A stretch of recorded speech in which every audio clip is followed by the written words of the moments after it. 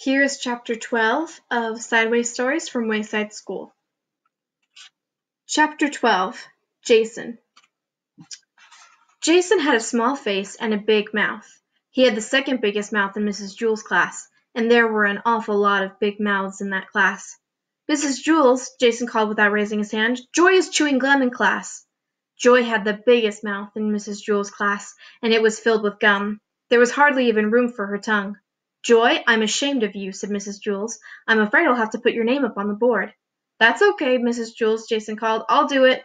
Jason hopped out of his seat and wrote Joy's name on the blackboard under the word discipline. While he was up, Joy took the glob of gum out of her mouth and placed it on Jason's chair. Rondi and Allison giggled. Jason walked back from the blackboard to his desk and sat down. "Mrs. Jewls," he called, "I'm stuck." Rondi and Allison giggled again. Mrs. Jewls got angry. "Joy, you're going home on the kindergarten bus today." "Oh, good," said Todd. "I'll have some company." Todd went home on the kindergarten bus every day. He could never seem to make it to 12 o'clock without getting into trouble 3 times. His name wasn't even up on the blackboard yet, but he knew that by 12 o'clock it would be up, checked, and circled. "Mrs. Jewls, what am I going to do? I'm stuck. I'm going to have to stay here the rest of my life," said Jason. "Joy, tell Jason you're sorry," said Mrs. Jewls. "I'm sorry, Jason," said Joy. "Oh, that's okay, Joy," said Jason. "I don't mind." "Try to get up, Jason," said Mrs. Jewls. Jason tried. "I can't, Mrs. Jewls. I'm stuck." Mrs. Jewls asked the 3 Erics to help. Eric Fry and Eric Ovens pulled Jason. Eric Bacon held the chair. "Stop!" cried Jason. "You'll rip my pants." Rondi and Allison giggled. "All right," said Mrs. Jewls. "Let's try ice water. That should freeze the gum and make it less sticky. I'll go get some for Miss Mush." Miss Mush was the lunch teacher at Wayside School. She had the remarkable ability to undercook a dish and overcook it at the same time. Her specialty was a nice hot bowl of mud. She called it porridge. Jason looked at Rondi and Allison. "No, Mrs. Jewls," he said. "Don't leave me. Besides, Miss Mush's ice is probably warm."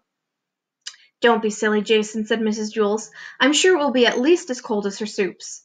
Rondi and Allison leered at Jason. "No, Mrs. Jewls, don't go," begged Jason. "I'll be right back, Jason," said Mrs. Jewls. She went to Miss Mush for some ice water.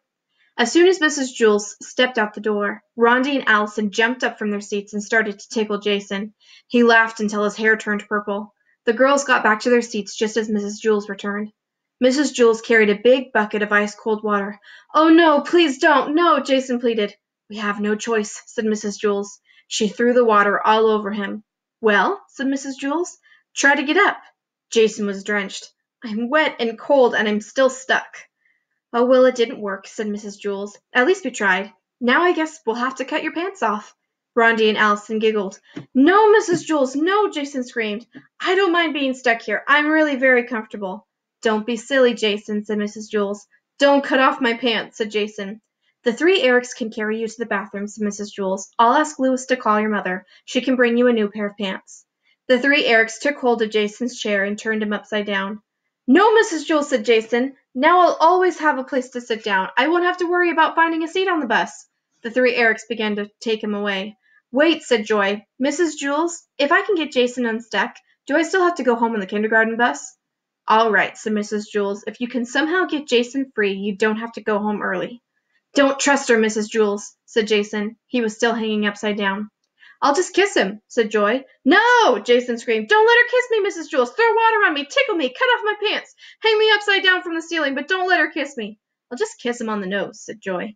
"We've got nothing to lose, Jason," said Mrs. Jewls. "Ooh, who would want to kiss Jason?" said Allison. Jason hung helplessly upside down. Joy stepped up and kissed him on the nose. Jason fell out of the chair and hit his head on the floor. Rondi and Allison giggled. "Darn," said Todd. "Now I'll have to go home alone again." Joy erased her name from the blackboard.